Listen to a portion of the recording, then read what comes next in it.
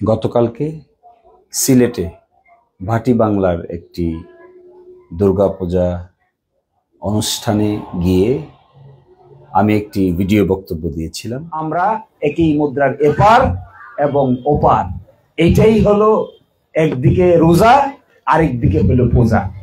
এই রোজা এবং পূজা মিলে বাংলাদেশ।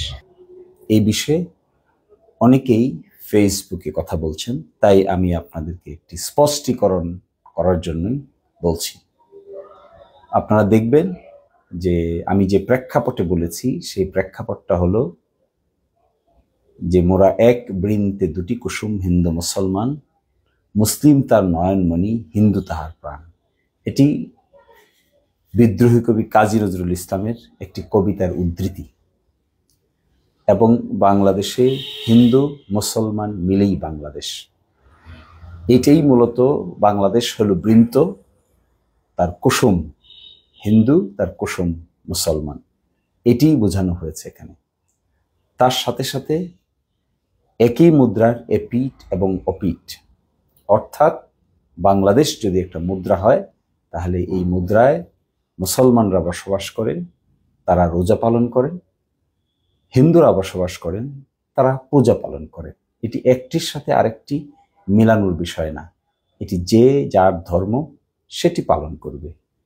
এর বাইরে এর বাড়তি কোনো ব্যাখ্যাও নাই, এর বাড়তি কোনো তর্জমাও নাই। ফলে আমি মনে করব যে আপনারা যদি কেউ ভুল বুঝে থাকেন তাহলে বক্তব্যটি যদি শুরু থেকে শেষ পর্যন্ত আবার দয়া করে দেখেন তাহলে আমরা কৃতজ্ঞ থাকব। আর শুধু একটি কথা বলবো যে সাম্প্রদায়িক সম্প্রীতির এই ভাটি বাংলায় কারো ধর্মে কেউ হস্তক্ষেপ করে না, যে যার ধর্ম স্বাধীনভাবে পালন করে। আমরা রোজা পালন করি, এটি আমাদের ধর্মীয় বিধান, এটি আমাদের 5টি স্তম্ভের একটি স্তম্ভ। আর তারা পূজা পালন করে, এটি তাদের শারদীয় দুর্গোৎসব এবং এটি তারা অত্যন্ত বড় করে পালন করে। এখানে কনফিউজ করার কিছু নেই, এখানে একটির সাথে আরেকটির মিলানোরও কিছু নাই।